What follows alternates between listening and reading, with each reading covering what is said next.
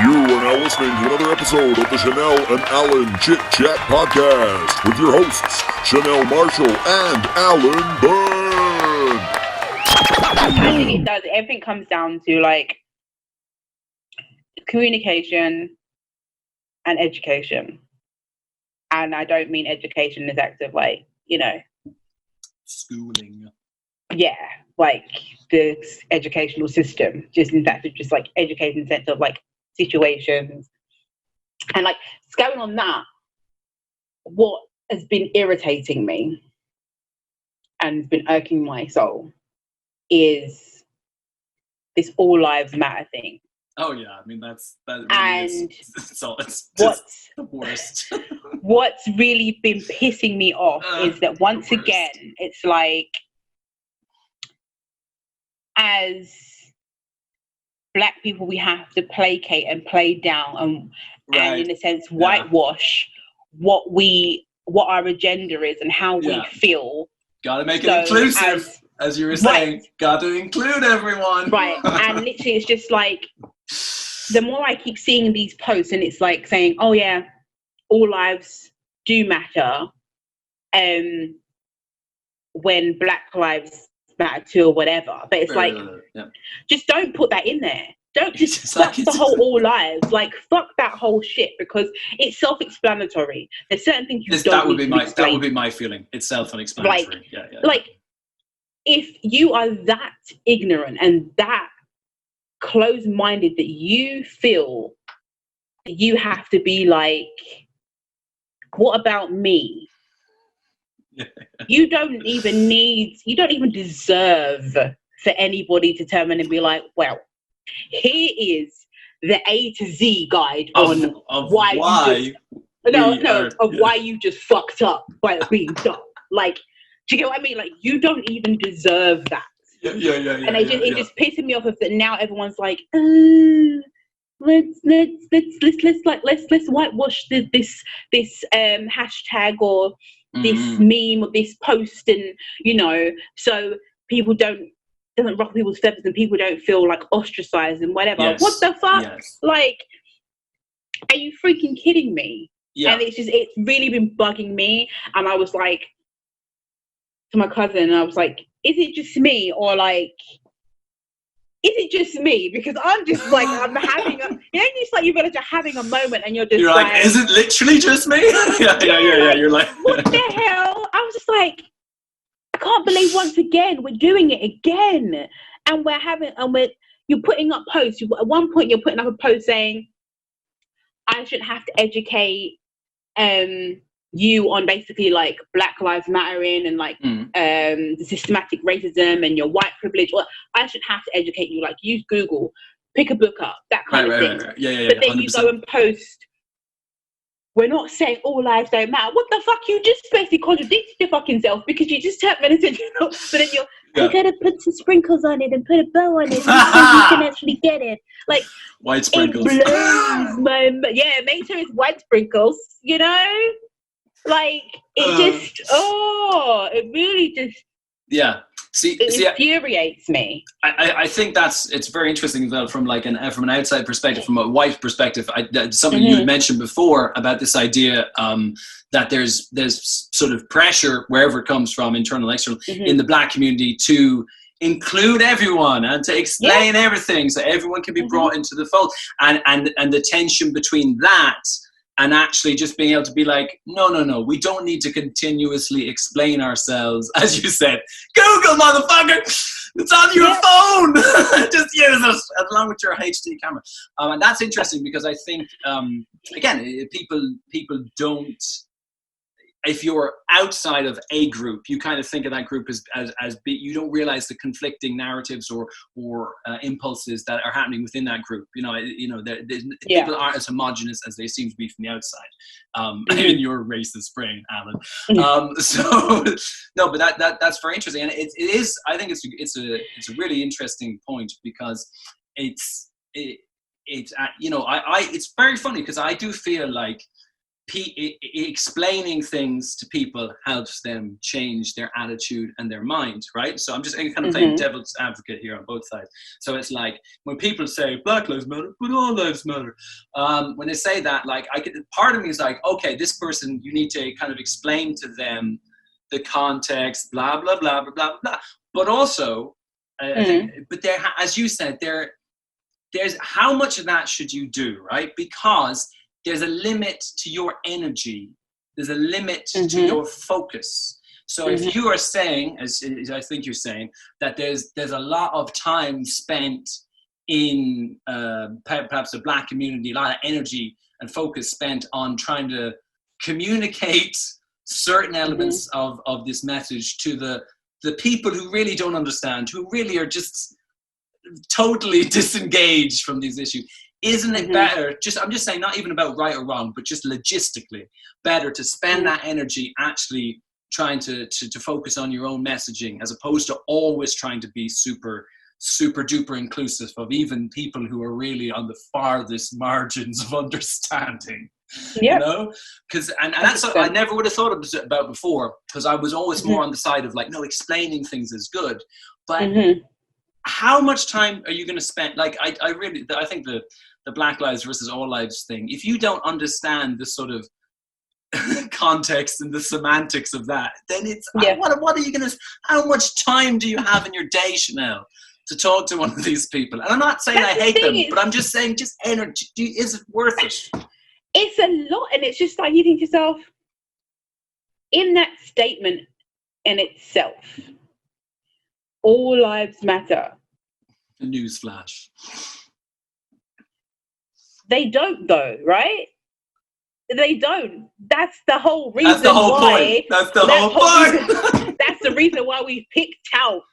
Yeah, we picked out one race and been like, by the way, that's not the case. It's so, just, like you saying, but all lives matter. No, they don't. Like, that's the whole point. Why we're pissed off, okay? We've said we've had enough, and shit needs to change. What? Like, it does baffle me, and I just think to myself, like, why? Once again, it's always left at our door to have to explain our blackness. Like, that's what it feels like. And in this whole movement, because I think I said in previous podcasts, like racism and stuff, I only kind of like received racism in my older years, like say like mid-20s onwards or whatever. Right.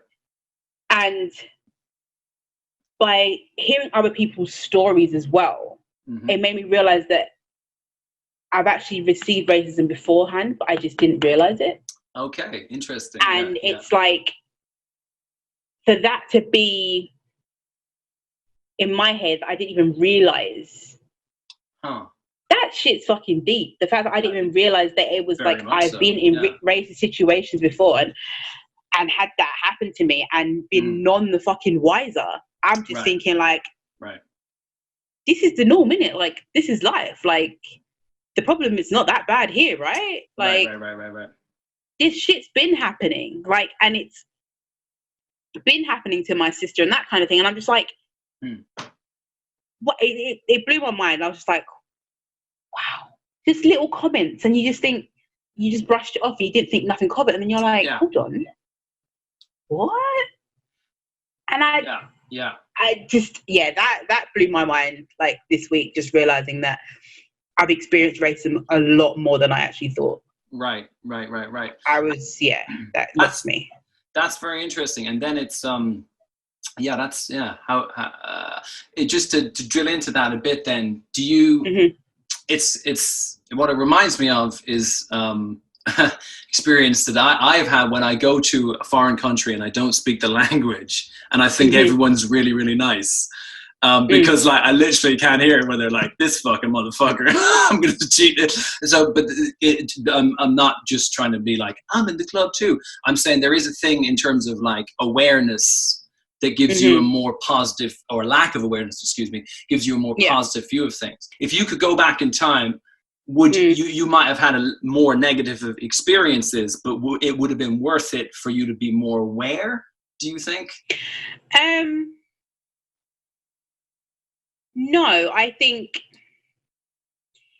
if I had known more, then I would have been able to speak up more and known and sat to say, like, that's not okay. Right. Because I know that that's not okay. Gotcha. But not being aware, I couldn't be like, that's not okay. And remove myself from certain situations because I'm none the wiser. Right. Do you get what I mean? Right. Or thinking that actually, like, oh, that person's all right. Yes. No, actually. Yeah. They're basically undercover racist. Like they have some sort of, like they have prejudice basically, it's there. And not knowing, because I don't know any different. And I'm just like, oh, this is the norm. So, right. Right. So I think it would have 100%, I think, not knowing, maybe it helped me navigate through in the sense of just being like, okay, fine. But then I would have liked to have been able to be like, maybe if I had spoken up, would those situations have changed? Right. Well, that was what I was going to say. And change those people's views in the sense of that, like, who else did they go and do that to? And then maybe did it amplify because I didn't speak up? And they're thinking, well, she didn't say anything. I don't think anything's wrong with what I said. So that's okay. Right. And thinking that there's times when if you feel uncomfortable by what someone said and you just do that kind of like that nervous laugh, you laugh it off because you don't fully understand it and you just feel like, okay, well, I am the only black person in the room. Do I say anything? Or maybe I'm being sensitive. I'm being overly sensitive. Sure. You know, but actually no, if I knew and I could stand strong in my blackness and just being like, that's not okay. Yes. And if you want to say that I'm sensitive and you want to try and use that against me, that's not going to penetrate right here. Like, that's not gonna work. Yeah, I mentioned that like, before. Yeah. but I think very good. It's one of those things of like, I think maybe it would have made me a lot more stronger and more confident quicker and sooner. Okay. If I knew then. Yeah, that's interesting. If I knew then, I think. I mean, the thing for me that just struck me as you were speaking as well is the sort of the hypothetical I was putting forward as in terms of like not noticing racism and then being in a sort of happier bubble. But the other thing about that is that sort of assumes that it's just you and not that your responses affect how other people change behavior in other people, and that is a positive effect for other black people, and again other white people. Some people again the racism, prejudice, it limits the people who are committing it as well. So it's all positive. Sorry, I just had to put some white sprinkles on there. Sorry.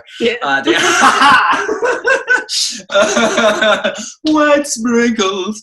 We should get some memes. We should get some white sprinkle memes going.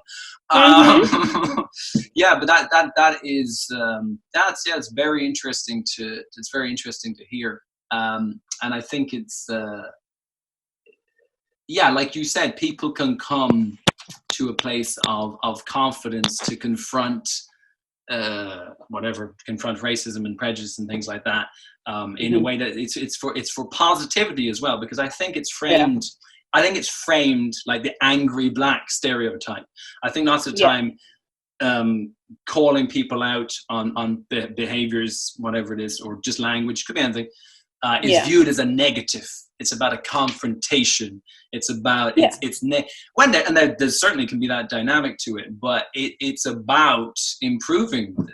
It's about improving all of society, and in particular, obviously, for black people. And then they obviously, that is one of the narratives that they like to push about black people, is that we're angry, we're aggressive, we're loud. And really, in your case, it's just a coincidence, you know. I'm loud and I'm proud. It's just literally just like, I have been told like in the past of like, oh, you talk too much and oh, you're too loud. Really? And that in a sense, it kind of like, it stifled me for a while when I think for me, it knocked my confidence because it's like, you don't want to come across as that narrative that, oh, you're loud because you're black, and like, oh, you're really out there. And I didn't want to fit that stereotype. Yeah. So I got to the point where I'm just like, fuck it. Like, I'm going to be me, and I'm going to feel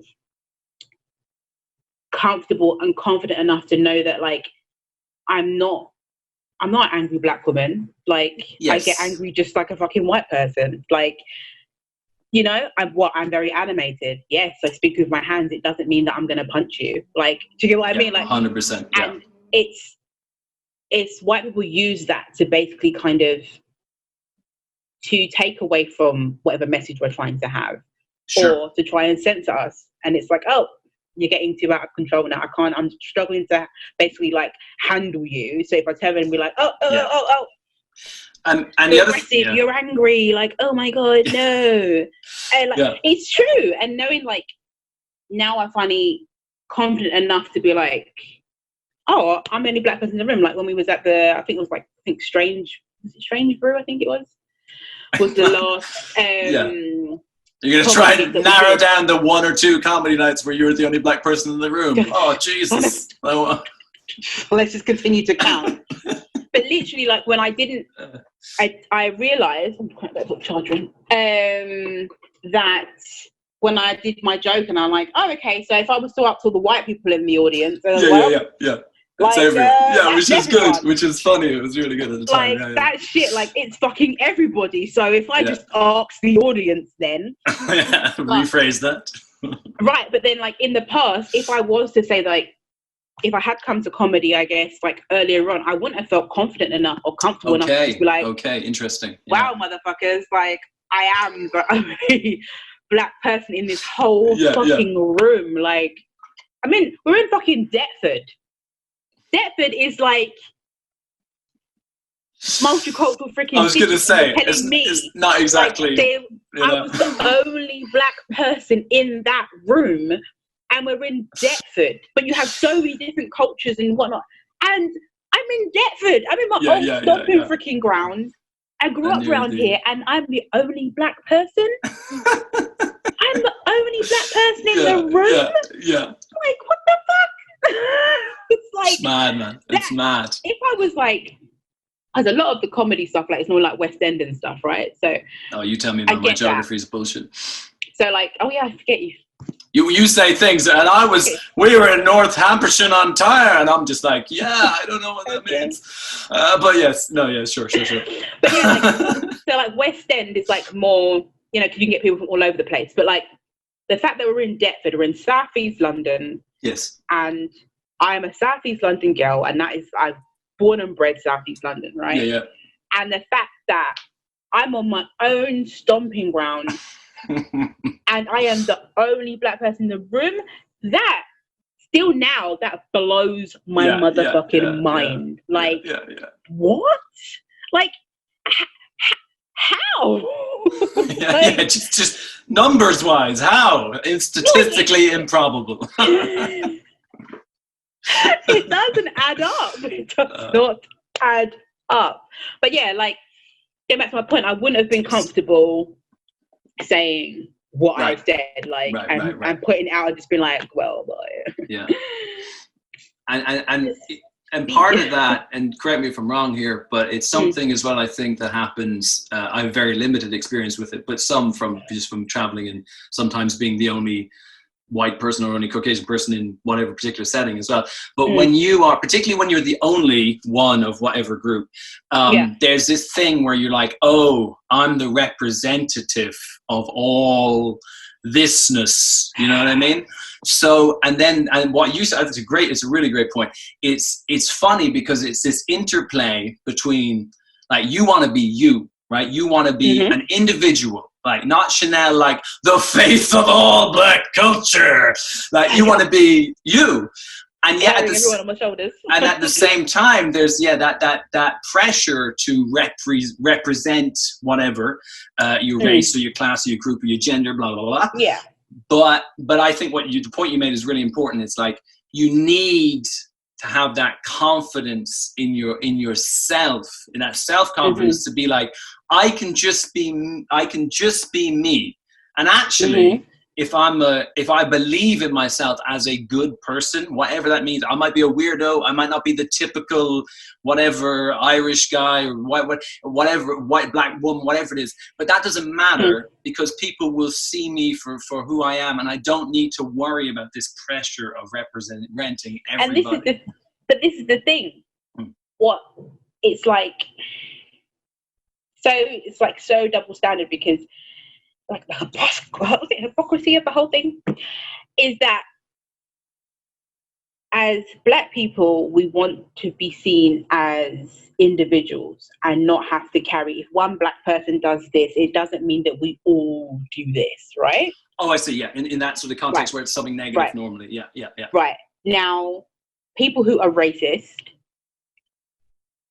group us all together and be like, if one black person does it, you're all freaking do it. Yes. Right? Yeah. But if a white police officer kills a black man, right? It's like it's not the police force. It's not the police force. This guy. This fucking guy. One bad apple. It's one bad apple. Right? But yet as racists club us all together as one. Right? Yeah, for sure. If I turn around and just go around smacking white people because that's how I feel, that's all you guys, there's a black person, we're gonna get smacked. All black people smack white people. Yeah.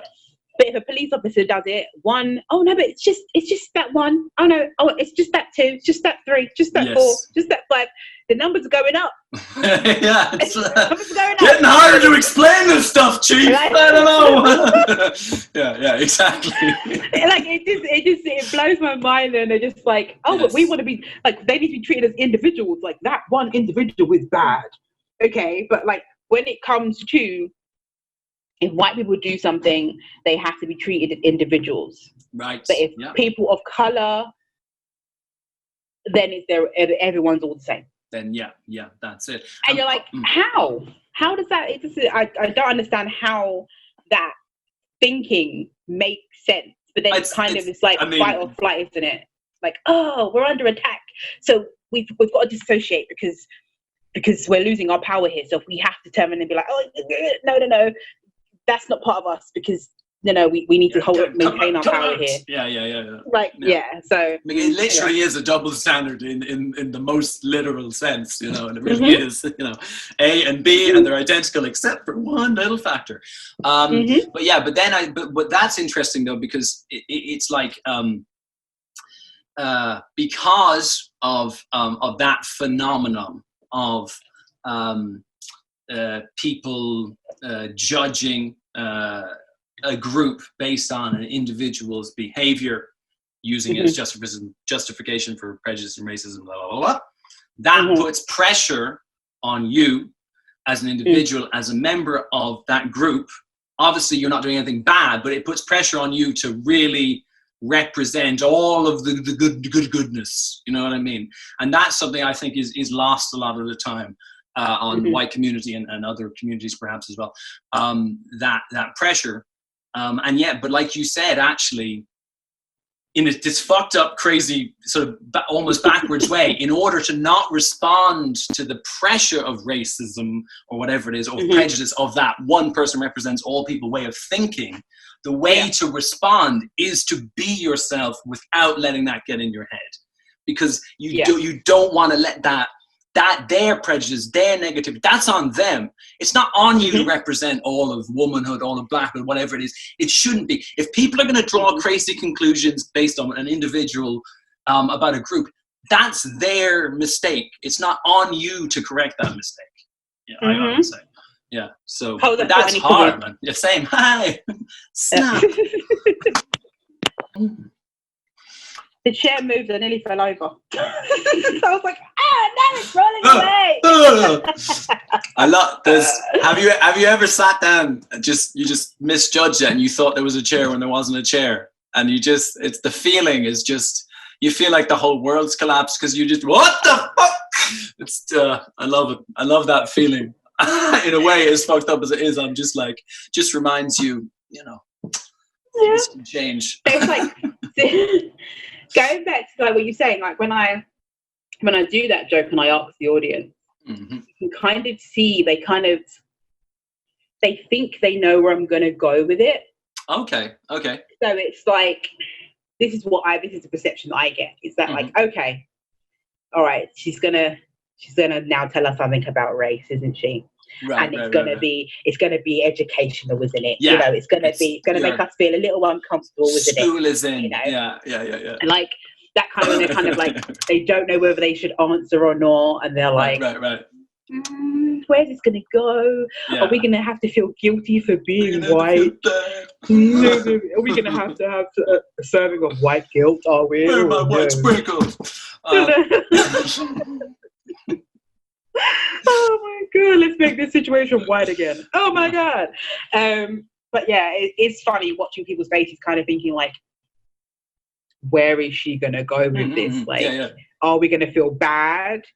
Is this gonna be funny? Like, I don't know what space to be in. But then it's like, I know not every one of the white people in the audience, all of them, I know like that they're not all thinking that statement, because not everyone has that train of thought. Of course. But it's funny just watching their faces thinking. Yeah.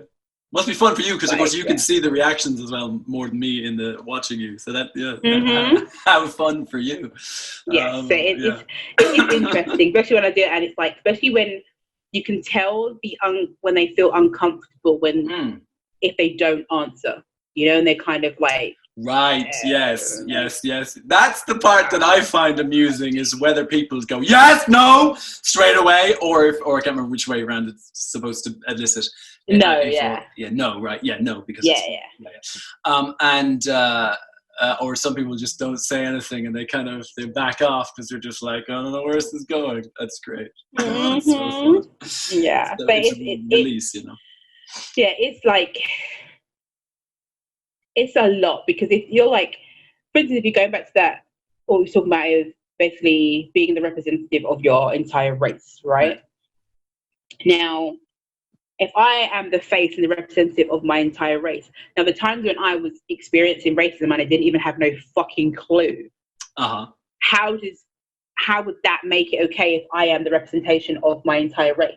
Right. Because those people that I've allowed to get away with things, because I haven't actually realized that that's like some systematic bullshit. Yeah. I haven't realized that because my mum realistically didn't really need to have the talk with me, because we look at it in the sense of, well, you're female and you're black, so you're not that much at risk.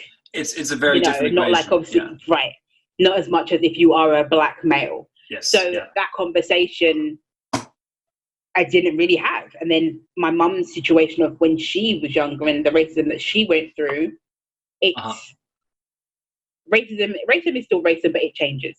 It has different faces. Oh yeah, of course. The stories she would tell me as a child, I'm looking at as that I'm never going to be in those situations. Right. So if this is happening in front of my face, I'm not seeing it. But then if I'm meant to be the face of the black entire race and I'm not seeing it, then that makes bloody well Joe Blogs think that it's all right to say what the fuck they said or act the way they did. Right.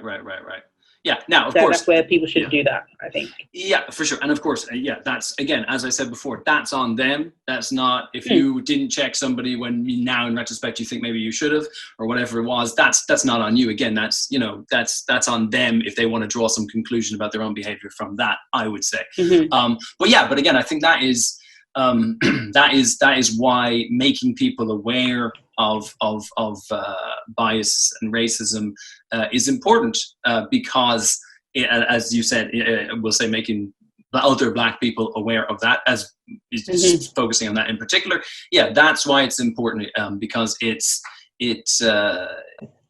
allows you to educate other people as well as yourself. And it's very interesting, the thing you're saying about this is one thing where it's, again, I'm interested to see what your take on it is some people have been talking about, like, what's the word? Kind of like the narrative of racism over time, right? So in America, where there is it 200 years old? How old is the country? America. again. I don't know when. I don't know when it was stolen from the Native Americans. I don't know. There you go.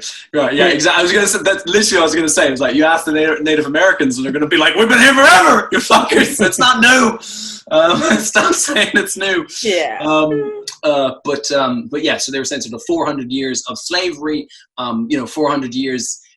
One of the narratives is sort of the idea that there's been no change or there's been no progress. Is what I'm not saying that's what people are saying, but that's what I've heard other people accuse them of saying. If you know what I'm saying, this idea that nothing has changed or nothing has progressed over time, which is not the case.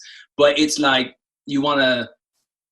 It's that fine line, I would say, whereby you do want to be, you don't want to be completely negative because you want to acknowledge the strives that the Black community in particular have made. Like people's sacrifices weren't in vain. The civil rights movement wasn't in vain. Rosa Parks wasn't in vain. Like they did important things and it made change and that change happened. You want to acknowledge that change has happened over time, but you also don't want to kind of have this complacent thing, kind of sort of what you were alluding to, whereby you're like, so your things are changing, so it's fine. You don't have to, it's all going like it's that balance, I would say. Like, okay, yeah, I think like you're saying, yes, there has been change. That there's been change and there's been small triumphs, right? Sure. But at the same point in time, racism hasn't gone away, but racism has changed. So instead of you being able to turn around and be like, you nigger, now you have to change that. You can't come out right and say it because now it's not acceptable. Yeah. Before it was acceptable. It's not acceptable now. So now you have to change how you're racist. So that may be, okay, right, so I'm not going to give you this job because I don't like Black people. I don't like people with colour, and I'm in a position of power, so I'm not going to give you that job. So racism has changed. Sure. So I think it's a sense of that, right? Even though that you say, all right, yes, there has been change to environments, that kind of thing. Racism's evolved, and so have Black people evolved. But in the same point in time, we've been kept stagnant. So we've evolved with the racism, if that makes sense. Yeah, I know what you're saying. We kind of like been like, okay, right, so you can't call us a nigger now. All right, cool. But that's a triumph for us. Okay, now we've put it in our music, but now you want to say the words. Now you want permission to be able to say the word, and then it falls back on, well, why would you want to say the word if you know what the connotation is? Yeah. That whole argument. Yes. But then it's like, okay, cool. So you can't come out right and say it to me now. That's wrong. But you can stop me from getting a position in a company. Yeah. And that can fly because it's not. It's covered. It's kind of hidden in the qualification or whatever. Right. Yeah. It's racism. It's racism basically wearing an evolving coat. That's basically what it is. Yeah. It's just like, okay, well, we'll do it within the confines of the system. So there's no way of you basically really pointing that out. You're gonna have more of a struggle to basically be like, you gave it to bloody well Joe Bloggs instead of me because Joe Bloggs was white and I wasn't. Yeah, exactly. Yeah, and it's just it's funny because I suppose I'm thinking of even in terms of how you affect change, particularly in change in people who have power structures, police, government, white people, maybe just more generally, whatever it is. And it's like it's that thing whereby you in terms of messaging, if your messaging is all, I'm not even talking about right or wrong, I'm just talking about like how to sell shit to people, essentially sell ideas. If your messaging is all negative, then that can turn people off. But if your messaging is too positive, we're doing great, then it makes people complacent, and they think, everything's fine. And I think, as you said, it's more complicated. It's letting people know that, okay, it's sort of like, what's that thing? The Hydra, the snake, Greek snake, where you chop off one head and another head appears. It's like that. It's like, oh, it's great. Listen, it's fantastic that people now can't get called out if they use this type of language. But that's not the end of the story. There's a new head here. So it's having it being an ongoing struggle without an end point. But still trying to frame that in a positive light. That's good. That's what you want. You want it to keep. Well, you don't want to, you know what I'm saying. You want to keep people. You want to keep the pressure on. You don't want people to feel like they've just it's game over. We win. Right, and it's like you move to like the same with the conversations. Like, okay, cool. So I can be fine with you now. We're on this podcast. We're cool. Like when we're in person, like you're cool to me. We get on. It's fine. But then you're around your brothers and you're basically like, oh, black people make me sick, or black people this, blah, blah, blah, blah, blah. It needs to be the fact of that it's conducive throughout your life. If you're fine with me, then you need to be fine with me when you're behind closed doors. 100%. It can't be the fact of that it's like, oh, but in the workplace it's fine, but at home you're racist, because at home you're racist and you're producing children that are now going to become racist. So the problem continues. It needs to be the fact of that you are anti-racist in every aspect of your life for it to then continue on, and then for racism to finally be like, that is it's like it's stamped out. Like there's no if, no buts. Because that's a lot of the thing. It's done behind closed doors, and then it's slowly but surely it trickles out, and that's when you see people's true colours, and you're like, actually, oh, but you was my friend. Like you have a lot of people that are in interracial relationships. Yeah. So they're racist. And you're like, but I'm with the I say it's a white woman. Oh, but I'm with a black man. Okay, so I've got mixed race children. That's my pass card. It's like my pass. Like, yeah. Yeah, it's like, oh yeah, I've got black friends. Like classic. Yeah. You could people actually would think, hold on, but you've got potentially whether your kids have half white in them or not. If they look brown, they're black, right? Well, and that's how they're perceived. 100%. Yeah. Right, but people would think that's my safeguard. That doesn't mean I'm racist. Sure. That means you don't understand racism. Yeah, exactly. Because when you're around your family and you're not around your partner and you make those racist jokes, you want to make them, but you sit there and you laugh at them and you don't correct them and be like, that's not okay. That's not. Yes. Yeah. That's not okay. Like, do you realize that you're actually like perpetuating racism by actually being in the corner and be like, that's funny. Yeah, exactly. Yeah, and that is, if correct me if I'm wrong, but I think that is the thing that people are talking a lot about now is anti-racism, and anti is it's sort of this is my understanding. So correct me if I'm wrong. It's not that you're just not doing racism. It's that when you see or interact with or whatever it is, sense acts of racism, that you confront them. And again, when I say confront, I mean, I'm not talking about shouting and screaming, but saying, hey, I guess you're trying to make a joke, but I don't find that funny because this, because that, because so it's not just passive, it is active. Yeah. Kind of thing. Yeah. And that's, and then it's very funny because again, I was such a cynic, such a fucking cynic. I was like, my I see lots of people posting different things for Black Lives Matter and so forth, which is great. I think it's good. I'm sort of talking about my white friends, I suppose, mostly. And I do think that's good. I think it's positive in lots of ways. But I am suspicious of social media, getting back to the media thing as well, because then I'm kind of like, it's like people shouldn't think of what's the word, endorsement or support as a shield. Like I put my thing up, I put up my like black square, I put up my Black Lives post, so like now that's my shield, so you can't call me racist. Like that's my protect. The cynic in me sometimes looks at some of that stuff and I'm like, Black Lives Matter been around for 6 years. I didn't see shit from you in 6 years, and now suddenly you're just like, I don't know, like, but I don't want to cast aspersions against everybody who's doing a certain type of behavior, because people can do one type of behavior for multiple reasons. But there is a version of it that is a bit like, I don't know, I'm suspicious of. So would you say that's why you wouldn't post, or? Yeah, that's why. I mean, in the sense of, it's like if I give you an example, right? So like I'm really into China and Chinese politics. It's something that I study, I like focus on a lot, and not on Instagram. Instagram I just use for comedy, but on my Facebook posts, I frequently post like political articles connected to China. Like it was the Tiananmen Square massacre the other day, some other shit, blah, blah, blah, blah, blah. So for me, if something now happens in China like this, the Hong Kong protests, something like that, I feel like if I post about it, it's consistent with what I've been presenting so far. So it feels genuine. It doesn't feel like I've just jumped on the bandwagon. Whereas, and again, maybe I'm overthinking. I don't know. Maybe I'm being an asshole by overthinking. You know what I mean?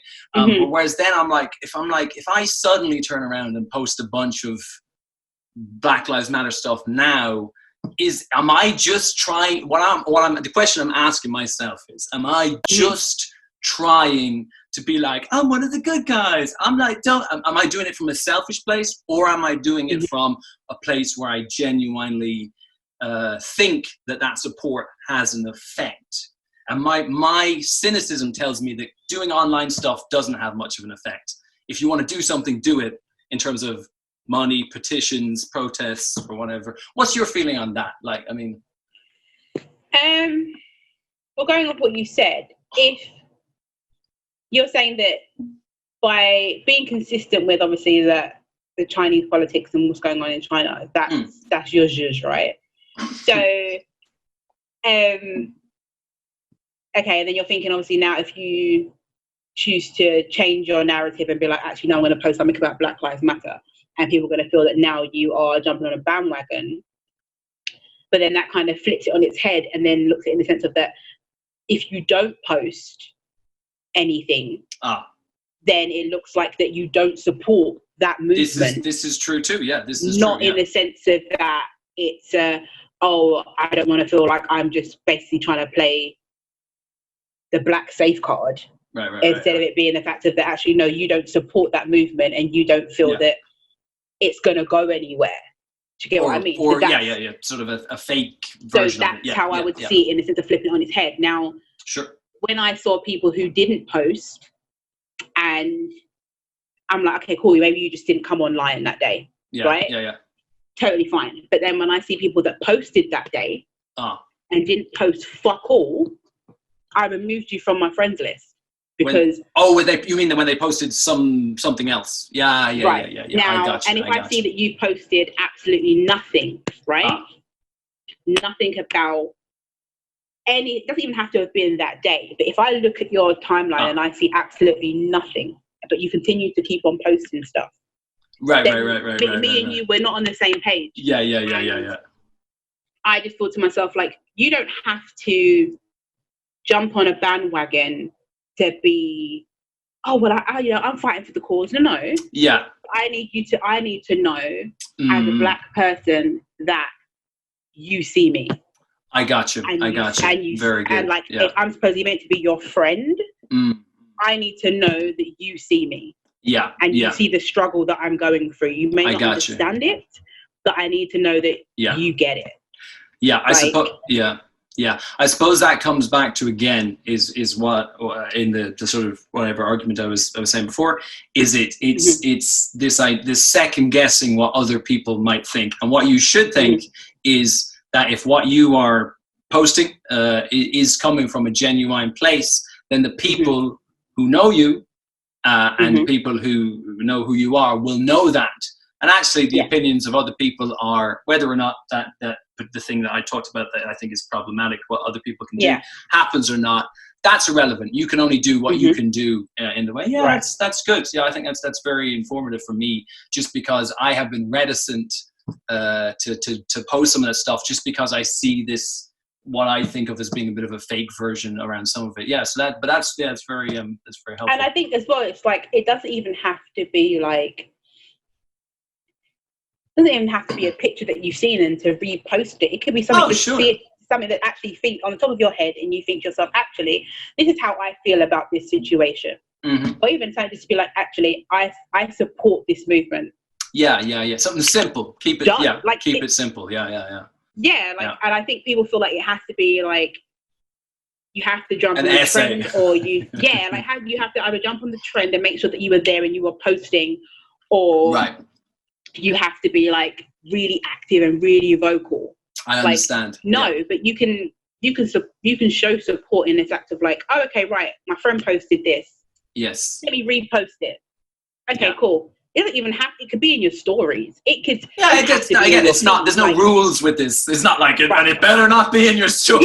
Yeah, exactly. So it's like, just by showing that support and just being like, in a sense, like I said before, like I see what you're doing. I see you. Yes. Like, yeah.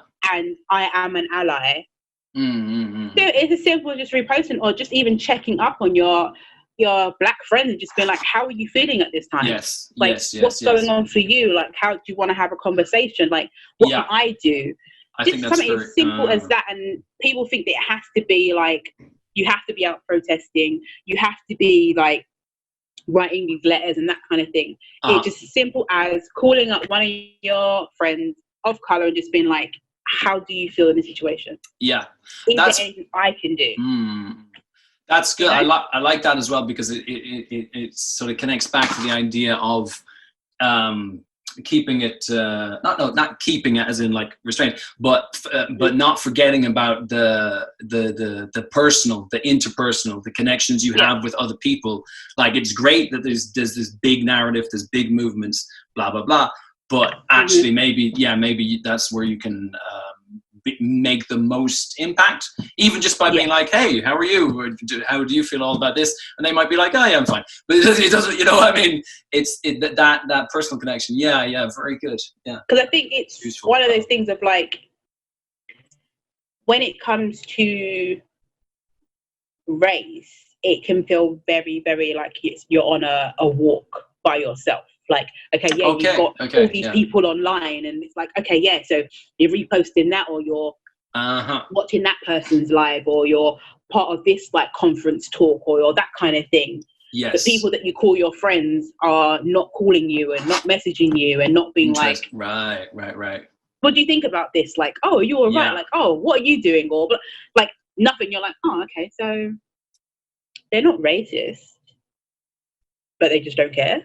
Interesting. Like, it's a weird thing, because you think like, okay, well, you've got your black community, but I have them, but they're not my friends. They're not the people that I speak to day to day. They're not the people that are around me. Like, but they shouldn't have to be the exclusive group. Yeah, you know what I mean? Like, and it's just like, I know Black Lives Matter. I know that is what we need to fight for, but I'm an individual, and my life matters, and my feelings matter, and my friends are just like, okay, all right. That's really great. I mean, sorry, no, that's not great. That's great. But what you're saying is really important, because actually, what it in my mind is it kind of it highlights what I'm worried about, which is things seeming too distant, too connected, too easy to repost to whatever it is, and actually saying that if you remember to connect with the people actually in your life, particularly in this instance, Black people, who those issues are affecting, like that is a crucial, important part. And that's a way, again, even to let yourself know you're not doing it in a fakey way. You're doing it in a genuine, or coming from a good place. The thing I would say about that is, I think that a lot of people would think, if I send a message to my black friend Steve, or whatever it is, and like, hey Steve, hope this social movement's going on, just wondered if you wanted to talk about it, or wanted to let you know that I'm happy to have a conversation with you about it, or however you should phrase it.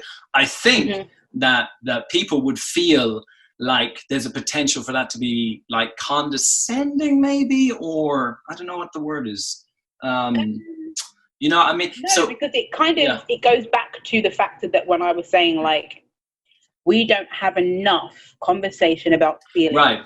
Right. That if you're not, if you can, on a normal day-to-day, you can check in on your friend and find out like, how are they doing? Right. And if they come back at you with, I'm fine, like, motherfucker, no, you're not fine. Like, very rarely is fine. Like, fine. Exactly. Yeah. Right. Like, what's really going on for you? If you care about that person enough, you want to know like what's really going on for you.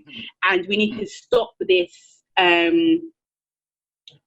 like autopilot response of I'm fine, and taking that and being like, well, I've done my part. They said they're fine, so hey man, he said he was fine. He jumped off a building, but I checked.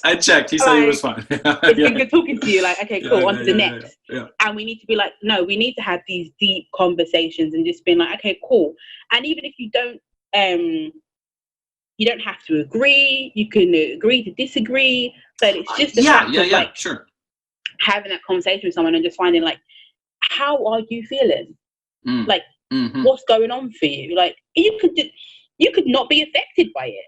Like, you could just be like, you know what? I'm not going to let this bother me. Like, it's nothing for me. Because the first thing I said to my cousin, because I would call her, like, she probably wouldn't say it for herself, but I don't know, but I would call her an activist. And first thing I said to her was, how are you feeling? And she was like, oh, I'm feeling like angry, I'm feeling sad, I'm feeling low, blah, blah, blah. And I was like, don't allow it to consume you and like drain your energy, because in that sense, then the enemy's won. If you get so depleted that you can't even see the cause anymore and be able to fight the cause with a clear mind, then it's basically the fight's lost. Like, if everyone's going to go on that fact of like, we're going to just spear ride and ride the wave of anger, like, that's going to deplete at some point. Like, we have to have strategy. We have to be able to have a positive mindset and be charged enough to be able to say, right now, what's the next step? And not just make it die down like 5 minutes afterwards. It's like, oh, it's done now. All right, on to the next thing. And I remember saying that to her, and she was like, yeah, it's easier said than done. And I was like, I know, but if you have that in the forefront of your mind, when you can feel that it's like, actually, this is getting too much, to know that you can like step away and be like, let me regroup. Yeah. Like, let me kind of depress, and then I can go back again. Yes. Yeah. But that was the first thing I said to her. And then I realized that I said it to her, but I wasn't doing it for myself. Right. You were. Okay. Yeah. And I was like, fuck, like, this has really knocked me for six. Like, I'm just sitting there and I'm just like, I feel really shitty. Like, I feel really, really low. And I'm just like, why do I feel so just, And then it was like, because all the images that you're seeing is negative images, in the sense of that, like, obviously what happened to him and seeing that. And then seeing the images of like, well, now we've got to fight. You've got to fight. It's like, do I have any fight left in me? Like, do I have any more? Like, okay, cool. Like, I can post until my heart contents, and then afterwards, then what? What do I do? If I sit down and I choose to watch a show, like, oh, am I not being part of the cause? Like, am I not supporting it? Right. Sure. Literally, and it's just like, that's a lot of weight to put on one person. Yeah. And we don't see it as that. We're like, okay, yeah, but, and then if you have people that will call you and be like, you good? What's going on? Like, and you can actually be like, you know what? I'm drowning right now. Right. Like, I just want to actually I want to speak about something completely different. It's got nothing to do with that. I just want to have a break. Yeah, sure. I want to have a break for like an hour, and I just can switch off, and then I'm back on it again for like freaking 23 hours. Do you get what I mean? Yeah, absolutely. That's basically where I'm at with it, and I think it's good to check in and just be like with your friends and just be like, you know, even once this is over and we have the change, it's in general. I it's 100% true. Ongoing. Yeah. It should be like a straight like check-in. And I've said this a while, like, just check in and see with your friends, and also check with yourself and be like, yes, am I okay today? Yes. Like, and then think about it and be like, actually, no, I'm not okay today. Like, no. Like, even with this podcast, at first I was thinking, do I really want to come on here and be all like, laughy, jokey, and be like, let's find the funny and that. And I just felt like I felt so drained, and I was so close being like, when you messaged me and you was like, I'll be still on, and I was like, sure. Yeah, but like, do I really want to? Like, you haven't got that much voice notes from me this week. Like, normally you'd be getting inundated and you think Chanel's chatting shit again, whatever. But like, there hasn't been that much voice notes because I haven't been in that place of where I'm like, haha, laughy, jokey, yay. Sure, and then I made a conscious decision where I was like, no, like, I'm going to come on, I'm going to do this. Yeah. We're going to talk about it. And like, no, but then I could have been stuck in that frame of mind and been like, no, I can't. Yeah, it's just not, again, feeling depleted. Exactly, and it's a snowball effect, and then it continues, and all of a sudden you're in this deep, dark state of depression, and you're just like, when the fuck did that happen? Like, yeah. How did I get here from wherever I was? Yeah, I think that's really, it's important, as you said, and it's particularly important right now in terms of making, again, personal connections with people and having conversations with people. And like you said, obviously we spent a lot of time talking about some of this stuff today, but also some people, they might want to have a conversation that's just about whatever the fucking series, TV show they watch, because maybe that's what they need. But yeah, the idea of, and this is something that I generally feel more and more, it's funny, it was a totally different context. I was talking to somebody about it a couple of weeks ago, or longer. But just the idea of, you know, the self-care or self-awareness thing, whereby like you have energy, you know, it takes energy to do all the things you do in your day. Online stuff is part of that, particularly when it's really emotionally intense, political, whatever it is. But anyway, even if it's not, even if it's just clicking on your friend's stupid cat memes, like that actually takes energy as well. And your interactions with other people take energy, and just checking in with yourself to know where you're at. And as you said, just like you said, like, don't just preach it to other people, do internalize it for yourself as well. And then, I mean, I think for me, it's kind of like I don't know how you feel, because like, so it's funny, we could have a very long conversation about, I mean, lots of time it's about stupid shit, right? But we, I mean, also not just now, I mean, we talk about like quite interesting stuff as well sometimes, but for me, I don't generally find conversation with people who I like depleting. I don't find it depleting. I find it energizing in a sense. So what's interesting, and you tell me if you feel the same way, is sometimes before I'm about to talk to somebody who I like, who I love hanging out with, who I love spending time, I feel like, I don't have the energy, because I forget actually that this part of my day in particular, when I'm interacting with somebody who I like this, it takes energy, but also gives energy. You know what I mean? Yeah. I'm not saying you should always be doing it. People need alone time as well. Yeah, of course. But I definitely sometimes I get into a place where I'm like, I just think that interaction is going to cost me energy, whereas lots of time it gives, you know. It does, and I think it also depends on, like you said, like you can like someone, but then it's like, what are they bringing to the table? Oh yeah. Because like, remember when we was talking about, I said, I have a friend that always wants to talk about like the old days. Yeah.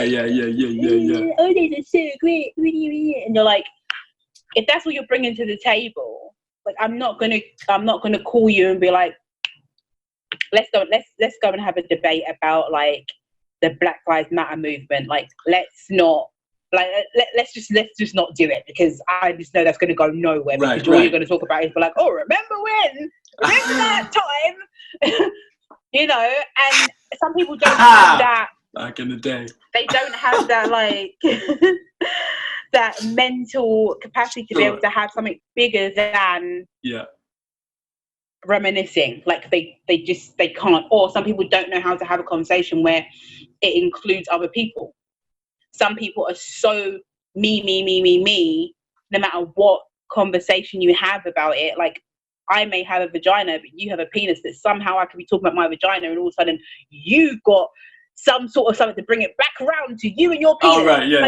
You know, like, some people are just literally just like, me, and you're like, okay, wow. So now I feel like now I'm having a negative energy exchange, because it's literally just me putting in.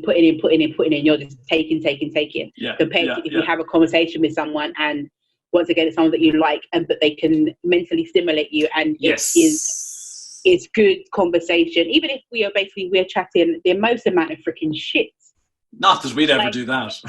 Like, do you know what I mean? Like, we could be talking about absolutely, I don't know, we spoke about a lot of weird, strange things. But it's still challenging. It's like, okay, well, I never knew about that, or you never knew about that. Or, let's go and You're on the research same wavelength together. And yes. So I think that's a good energy exchange, I think, 100%. But like, you have to know your people. So just liking someone, that doesn't cut it. That's a good point. That's a good. I like that. I like that. If you know that Steve, like, okay, Steve may be black, but Steve's a prick, and Steve's a me. Like, let's be real. Like, you know, he's very me. Yeah. I'm not going to call you and ask you if you're all right. Right. I'm going to send you a message and be like, are you cool? How's things? We're going to do it that way. I'm not phoning you because I don't want to be on the phone and you basically telling me that even though, like, you know, it's a Black Lives Matter movement, we're only talking about you, Steve. Like, do you get what I mean? Like, me, like the bus. Like, Steve and Susan, mate. Sorry, Steve. But like, literally, like, we don't want it to be where that's it. So I know I'm going to literally just message you. So then when I want to opt out, I can just be like, I had to go and cook dinner. Put my phone down. Off I went. You're right. You're 100% right. I read the message and be like, yeah, I'm not answering that just yet. You know? Put that on the back burner. Yeah, like, it's like, but yeah, I totally get it. Like, it has to be, you have to know who you're going to basically. I think it's a great caveat to the thing I said, for sure. Because, and again, so I do think interacting with people, conversations with people are great, but 100% agree with you. Know who you're talking to, think about how they interact with you. Is that the energy you want today? Because sometimes it might be. Sometimes you might be in the mood for a certain type of conversation, but don't go to the fucking candlestick maker looking for the fucking pork chops or whatever. Don't know what you're going for. You know what I mean? That's good. I like that. And make sure you call Steve, right? I will say, the funny thing is there are people in my life who are black, but they're not called Steve. So this poor hypothetical Steve just. But I was like, should I reach out to Steve? And then like 2 minutes later, you were like, and you know what? Steve's a fucking asshole as well. Throw him under the bus too. Fucking Steve. Him and Susan, that's it now. That's it forever. It's like fucking Susan and Steve, the two. God bless anyone who's really called Susan and Steve who comes to see any performance of yours or mine in the next 2 years. Oh shit. But yes, very good talking to you. You're certainly not a Susan. I genuinely find talking to you very engaging, and obviously on these more particular issues as opposed to our usual bullshit. It's cool to hear your point of view as well. Expanding my brain, not that that's not much of a challenge, is it? Don't get too cocky, you know. You're bringing me from sort of, you're bringing me from, that little fish to the little fish that has legs. You know what I mean? It's not a massive evolutionary jump that I'm going on here. So we're like, I guess we ended it already, but I guess you'll cut it at some point. Some point. I'll probably just cut out all the important stuff. It'll just be dick jokes, and you'll be like, Alan! But for that whole thing, like, you can stop recording now. But yeah, I was gonna say, like, you didn't do any innuendos. Fuck! Damn it! I didn't for the whole episode. I didn't do one innuendo. I'm gonna have to. Even when I said vagina and penis, you said nothing. I kept fucking stum because I was so engaged with the issue, Chanel. I didn't even think about a dick joke. That's the highest compliment I can give anyone. So I'm gonna have to come back double. I was gonna say double hard. I'm gonna have to come back twice. Twice. I'm gonna have to come back double next week, man. I'm gonna have to be saying some filthy shit next week.